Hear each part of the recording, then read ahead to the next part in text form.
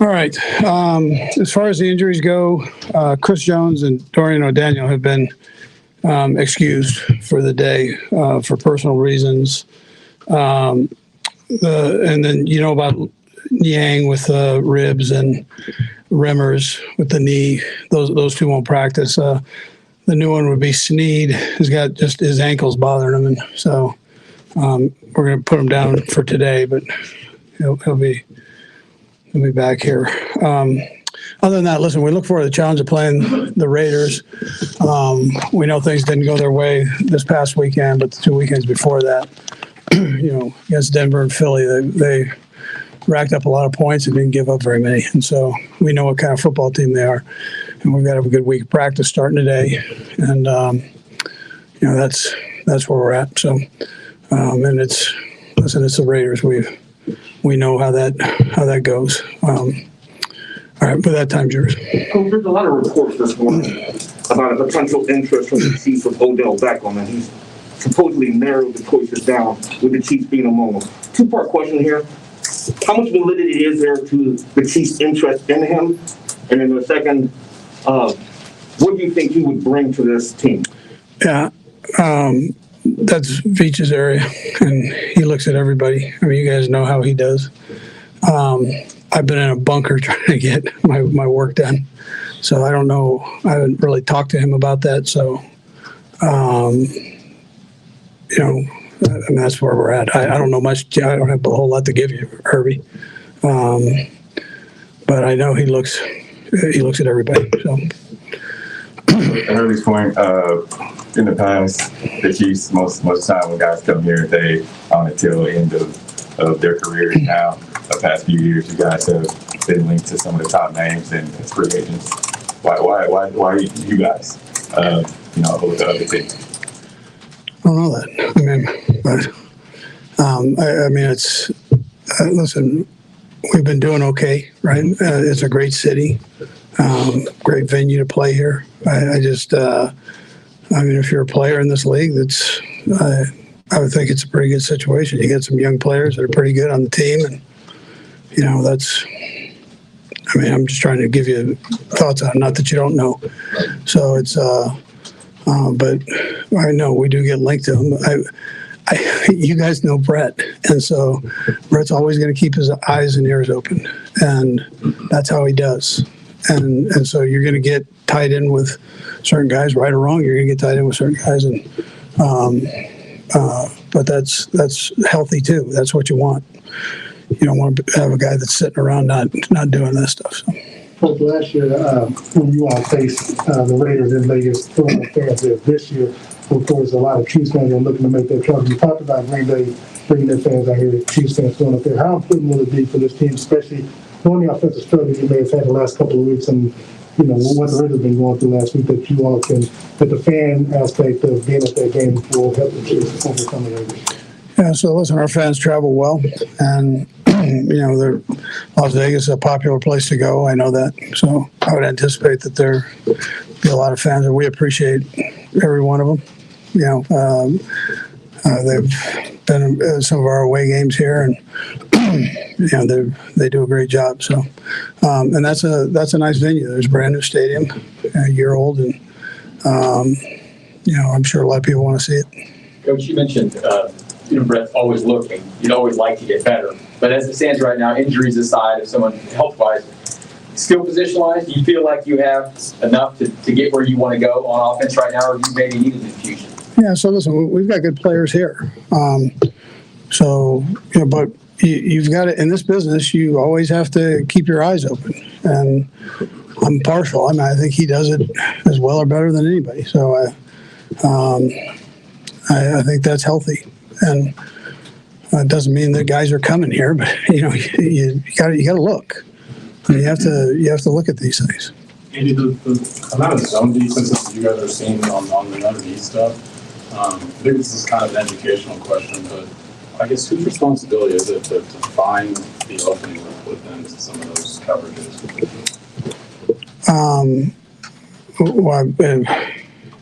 I guess what I'm asking is it the play call that you guys are trying to find? Is it the quarterback and receiver being on the same page? Because Patrick mentioned a few weeks ago that there's options that the receiver have, and they both kind of have to see it the same way. Yeah, so I always tell you that I can do a better job with that. And normally when it's a good call, good things happen. So, that's what I tell you. Are you done? Sorry. I'm done. Yeah. I feel like, no 2 seasons are the same and all that stuff, but if you win, you have the same record that you did 2 years ago. We know how that went. Is that a point of reference for you directly, indirectly? Is it something you assume you guys know and understand? Yeah. I wouldn't say specifically bringing that part up. I mean, I understand that, but you spend so much time focusing on getting yourself ready to play. Those things don't necessarily have an impact. It does in the big picture, but when you're getting ready to play a good football team, it's not. You want to spend every minute trying to get the scheme down and get their scheme down, and then understand their players, and it's endless hours on that trying to get that done. So I don't go in that direction.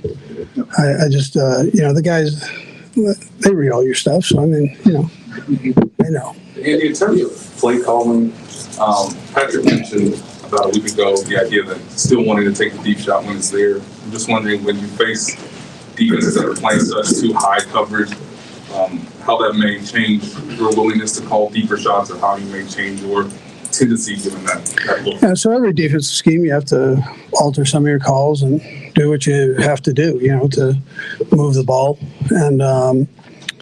And so, but when given an opportunity, if it's a situation where it's equal to or depending on the matchup, you take the shot. You're never going to get a shot unless you take a shot. So that's how we do. And then if you don't get it, then go get it the next time. So we're one of the better second down teams in football. Go get it then, right? So that's how we go. Andy, well, you've been involved in a lot of close games. There's been a lot of them around the league as well. A lot of those games have involved big comebacks one way or the other. My question for you is, do you feel like no lead is safe? And I know you're a coach, you probably always felt that, but do you feel like no lead is safe more than ever this year maybe? Yeah, listen, the league has strived like crazy, as you know, for the last how many ever years for parity in the league.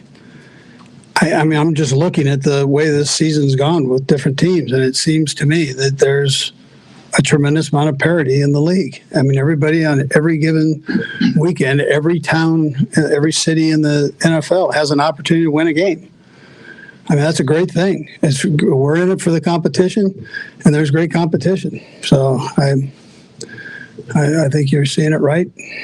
What about the quarterback play? Do you feel like, generally speaking, the quarterback play is better in the NFL than it was? Yeah, I think they're throwing the ball. Kids are throwing the ball better because they're doing it in college. They're doing it in high school. They're doing it in the Pee Wee League. So it's, I think it's great for the game.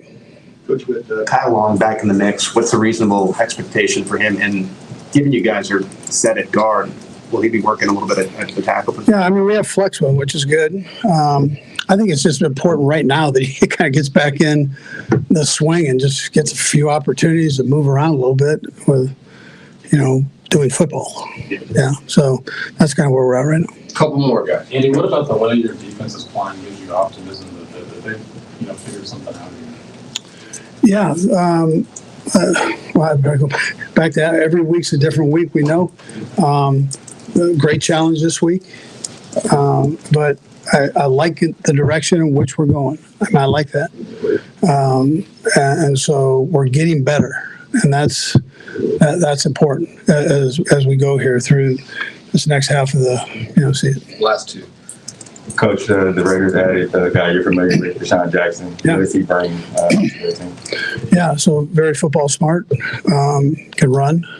I mean, I know he's old, but he can still run, and likes to play the game. Last one, It's a pretty high-profile taunting call in Monday night game. I don't know if you were watching when that happened with the Bears. Have you had more conversations with your guys this year about that emphasis? Do you think it's been applied properly in most cases by the refs in the league?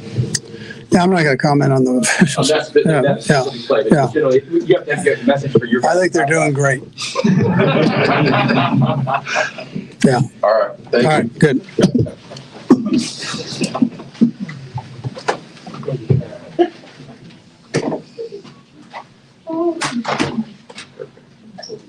Nate, was his answer to you not basically shoot or shoot? Pretty much. Did I enjoy it? Immensely. Patrick, you won't get in trouble for campus as he's a free agent, but obviously reports with Odell Beckham having interest in the Chiefs. They come to you. Have you put out a recruiting pitch to Odell to bring him to Kansas City? Would you like to have him here with the team? Yeah, I mean, obviously he's a really good football player who's done a lot of great things in this league. But I'll leave that stuff up to Veach. I mean, he does a great job of bringing great players in. He's always looking around and trying to see what he can do to make the team better. And so I'll let him handle that, and I'll focus on this opponent this week and go out there and just try to play with whoever's on that field. So no recruiting on your part? They haven't reached out to me or anything like that to do any of that. So, obviously, I know that he's a talented player and everything like that.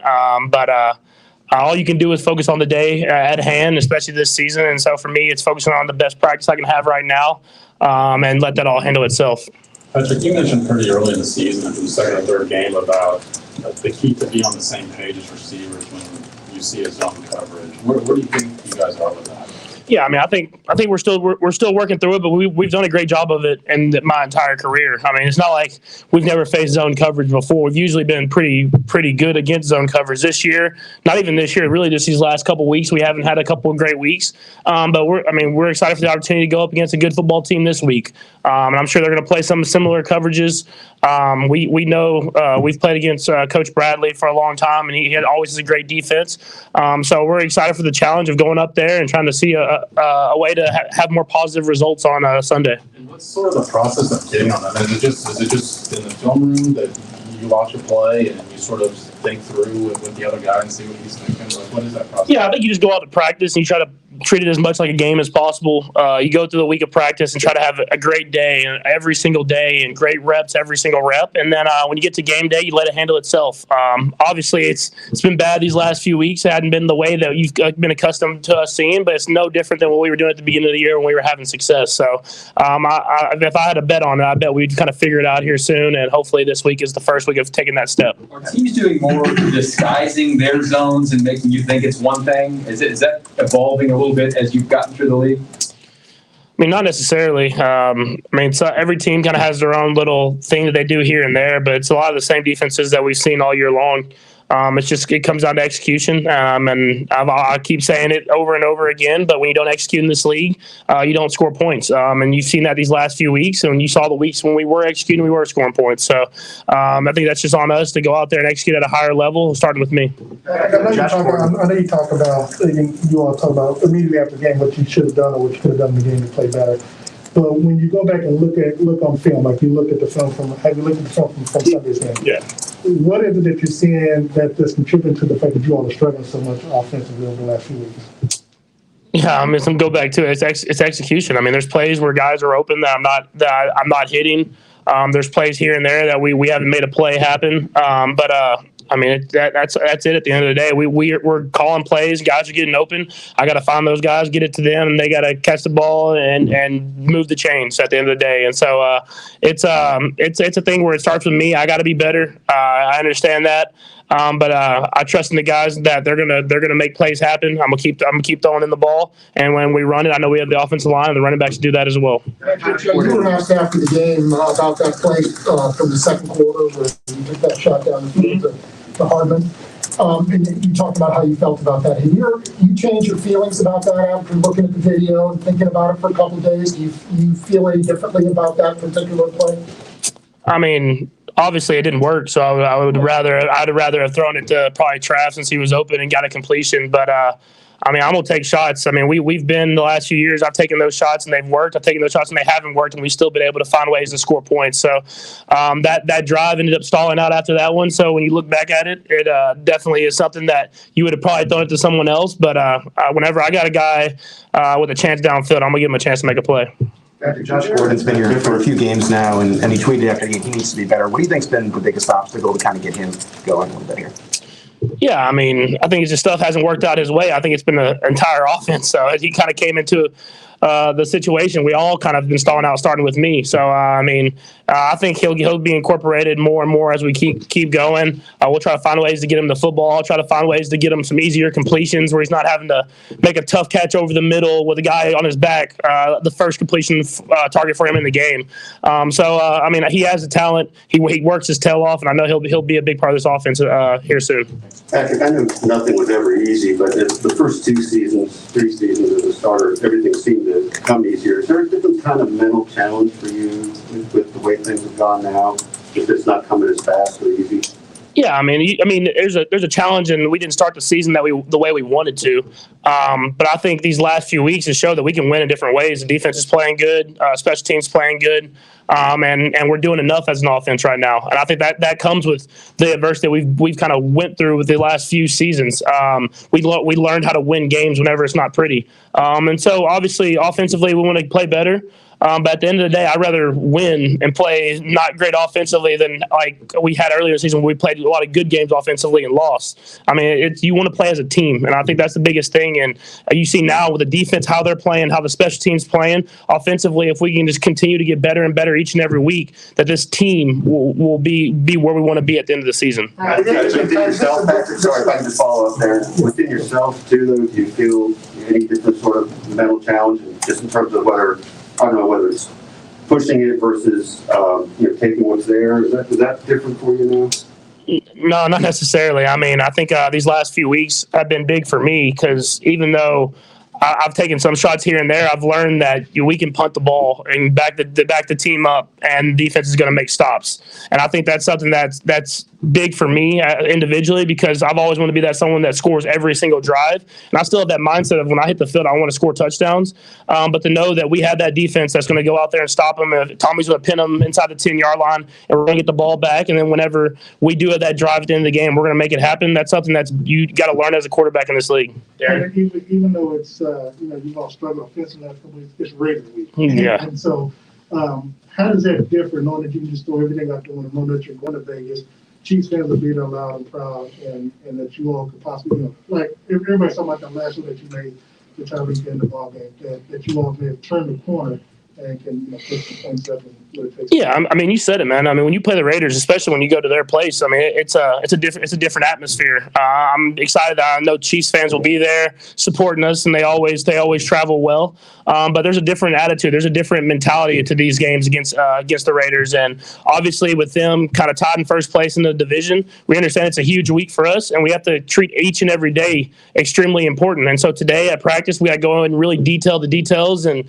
make sure that we're ready to go, so that by the end of the week, we can go out there, play free, play fast, and try to find a way to win a game. The last three guys were Nate, Matt, and then Steve. Go ahead, Nate. Patrick, with so much discussion about long passes, eventually you're going to connect on one. Mm-hmm. So just what will it mean for you and the rest of the offense when that happens, and how that might change the complexion of where the offense goes? Yeah, I mean, I think in general, even when we're not connecting on them, it still kind of tells that defense that they have to back up, and it opens up stuff underneath. I mean, taking those shots during the game, even if they're not connecting, it kind of puts that a little bit of fear in the defense to know they can't start coming up. They can't start jumping some of our routes. And so obviously it's gonna be nice when we complete one of these. We haven't completed one in a couple weeks here. But either way, I think taking those shots and having those opportunities at the right time in the right place will continue to open up the offense more and more as the game goes on. Matt. Patrick, despite some struggles offensively last week, what's it say about you guys as an offense that you came through in the end and just like an awesome play? Can you guys build off that moving forward, do you think? Yeah, I think so for sure. And I think it just shows that when we need to make a play, guys are going to step up and make plays. I mean, that entire last play, how the offensive line blocked, how Jerick McKinnon stepped up and hit a big linebacker and basically looked like an offensive lineman because of how he was holding it down up there up front. And then Tyreek coming back to the ball, making a tough catch and taking a hit. I mean, it shows that when it comes down to it, that whole entire drive, guys stepped up, made plays, and we were able to find a way to win the game with the football. Last one, Steve. To go on last question. That play, that was classic you, right? At the end of the game, you rolling out to your right and playing it to Tyreek. Is that a sigh of relief for you that, like, hey, I can still do it? Yeah, I mean, I think I've known that I still have that in me. Obviously, it hadn't happened these last few weeks, but I trust that myself, the guys that we have in this offense, that we can do what we want to do. We just have to go out there and do it, and that takes practice, that takes execution, that takes belief in each other, and I think we all still have that. Thanks, Patrick.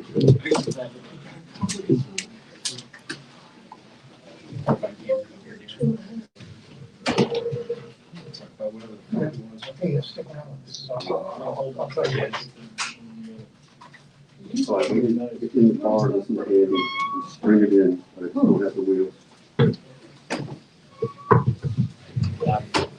How y'all doing? Doing good. Derrick, what about your defensive performance over the past couple of weeks sort of leads you to believe that this can stick around for the second half of the season? Well, going back to what we do, I feel like it's all about consistency. I feel like as long as we keep stacking good plays, consistent effort, we'll be fine. Why do you think that's come to fruition over the past couple of weeks here?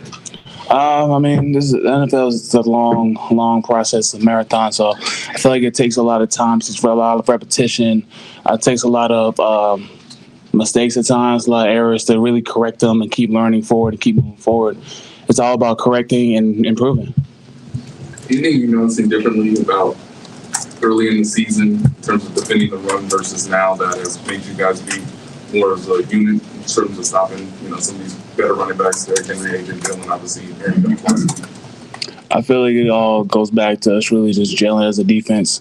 In the beginning of the year, it's always going to be a little shaky at times. Sometimes as the year progresses, you see more improvement. You see more found improved technique. I think it just goes back to just the guys keep working, You've obviously been around Jaron for half a season now. Just what have you noticed from him, and can you notice any difference in terms of his level of comfort and just how he's playing as each week has kind of gone along? With Jaron, I really feel like it's more, he's a real team guy trying to see how us as a D-line, how as a defense can really improve. I feel like with him, he's a real student in the game, trying to find out what we can do to add more improvement in our D-line as a defense. He just keeps learning and learning, trying to help us be better. In this last week, what have you learned about Melvin Ingram as a teammate? Well, me personally, I'm not. It's hard for me. I'm not that much of a talker when I'm working. Y'all know that. But he's a cool guy. He throws in some nuggets here and there. He's more of a, from what I've seen, he's a man of action. You see what he does and try to learn from it. Derrick, Chris played more three technique than he probably had all season the other day. What's he think about that? I feel like it's more game plan. I feel like Chris, as a team player he is, he's willing and able to help out whatever it is to help the defense progress. So I'm pushing him back to three tech, have Ingram outside. If it's best for the team, I feel like he'll do his best to do his job, Derrick, I have two off-the-field things. You're involved with KC Pet Project again. Why has that been your point of being involved in the community in Kansas City? I mean, with me being helping out in Kansas City, always going back to what I've always learned is always take care of home first. Being that I'm living in Kansas City right now, I treat it as my home, so I always try to do anything I can involving the community. With KC Pet Projects, again, it just goes back to why I want to do it. It went back to my first dog, Rocky. When I first got him, he was real timid, a lot of issues with the breeder, and I would just felt bad for him. So helping out at KC Pet Project, giving these animals a second chance to find a true home, it always just had a special place in my heart. Can you just tell us more about the one dog? You said Rocky was its name. What happened with that? When I first got him, for a while I learned from the breeder, he was a very timid dog. For reasons, the breeder didn't want his dogs around people because he was worried about people stealing them. So like when he was younger, everything scared him, from cars, noises, anything. Like the reason why I called him Rocky, if you tried to pet him when he was a puppy, he was bobbing weed just like him. So like with him, I always been, try kind of treat him like a project, because I always try to slowly, get him into like getting more socially with other people. These days now, you will never suspect this happy-go-lucky dog. Like, dude's weird. I don't know. I come home, like he's jumping to my face. I open the door, boom. I'm like, bro, calm down. How you doing? Running up down the stairs, go grab the toy. It's like, I got him. All right, cool. Happy as it can be, Adam had to ask you a little bit about Chris playing more inside, but specifically against the Packers, when they had Chris inside and you got Melvin coming on the outside, was there a different energy? I mean, did it feel a little bit different having Chris back in there? Chris back in there. I mean, I felt like, me personally, I feel it's all the same. It's just all about game plan. Chris has normally been a 3-tech before, so he's cool being down there. It felt cool, having all those type of guys on the line. It felt strong. You guys have been generating a ton of pressure the last 2 weeks, specifically last week, like on half of Jordan's dropbacks, you guys generated pressure. How much fun have you guys been having just getting that pressure on the quarterback the last 2 weeks? Man, fun. It's fun when we get you get the job done. It's a little frustrating when we miss our layups. Like for instance, when I missed the opportunity, I was so frustrated. But it goes back to just keep working, keep striving for improvement. Couple more. We'll end on that. Thanks. All right, y'all have a great day. Thank you.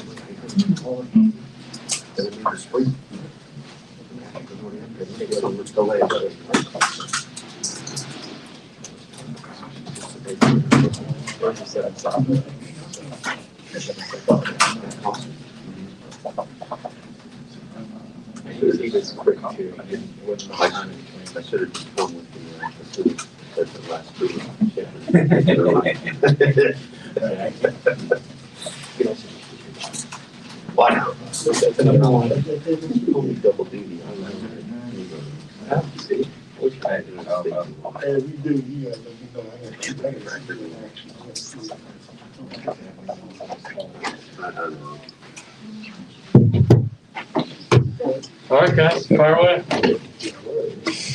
You've been through half the season now, almost. I wonder if you could describe what it's like to block for Patrick and pass blocking, how that adjustment's gone for everybody. Yeah, oh man, it's just been a lot of fun playing here, man. I really just enjoying getting better, playing within the system, especially as a tackle. It's something that, it's a ton of one-on-one blocks, man, and blocking for Pat specifically is great. At what he's able to do with the football, by itself, man, is awesome, and it definitely gives you a little extra motivation as an offensive lineman playing for him. Are you guys still learning each other to some degree in terms of just where the pocket's going to be, where he's going to go, things like that? Yeah. Oh, yeah, for sure, man. There'll definitely always be growth. I'm constantly focused on trying to get better each and every week, each and every day. Orlando, you obviously started your career in Baltimore, so Raiders week doesn't mean that much to you. But how do you do that when you come to a new team, get indoctrinated to you're supposed to hate this division rival, and this was probably like Steelers week? Yeah. How does that kind of operate? What's the education? Yeah, that's funny. On every level, man, no matter high school, college, little league, you got your rivalry games. And so, you kind of understand big picture and what it's going to take, man. But I'm looking for the opportunity to compete. When you look into rivalry games, digging too deep and too far into them, I feel like you kind of ride the emotional roller coaster when you get out there. And I'm approaching it just like every other Sunday. You know what I mean? And especially with it being prime time, man, I'm just super excited for the opportunity to play in this league on a Sunday night. I don't know how much you take into account Pro Football Focus, but they gave you the highest grade of any player in last week's game. I just wonder, in week 9, what's worked for you and how much did the early portion of the season sort of lead to your performance on Sunday? Yeah, man, honestly, man, I grade myself, you know, and I'm my biggest critic. And, you know, it's a ton of different things I've been focusing on and trying to get better. You know, I just, like I said, like I spoke to you guys before, man, I just want to continue to grow as a player. You know, it's been a ton of different stuff that I've been working on, trying to get better each and every week to help us win games. Is there one sort of example where you said early on, Yeah. and this now feels better? Is there an example that comes to mind? Yeah, man, honestly, you know, all of it really, you know what I mean? That's my focus, man, is just, you know, bringing it all together, you know what I mean? Pass pro, run game, screens, whatever, you know, whatever coach asks me to do, just doing it to the best of my abilities and continually get better at it. Now that the Chiefs defense is getting much more healthier with the addition of Melvin Ingram, how do you think that going up against that, you know, the D-line with, you know, Ingram, Clark, Jones is going to help you and the rest of the offensive line going further? Yeah, man, a lot. You know, Melvin is a great player. He's been very successful and productive throughout his career. And, you know, I think he showed a little bit on Sunday what he's capable of, man. And as he gets more comfortable within the system and with the guys around him, I mean, the sky's the limit. No, how does his addition help the offensive line, like to make you all better as you pursue, as you go further? Yeah, I mean, it definitely helps practicing against good talent, always, man. You know, what he brings to the table is a lot of versatility and how he rushes and the different rush moves he can do. You know, which definitely helps you out, get better. On the final offensive play, when you guys converted to third down, Jarrett McKinnon had a pretty incredible block. I wonder if you saw that and what you thought. Yeah, man, I actually heard it. I was blocking my guy, and I heard a loud noise to the right outside of my helmet, man. And you know, I didn't know what the heck happened, but once I saw it on film, I was like, wow, you know what I mean? But just somebody that's gonna stick his nose in there, man. He's a tough dude. Okay, thanks, Orlando. Yep, no problem. Thanks, Orlando. All right, guys.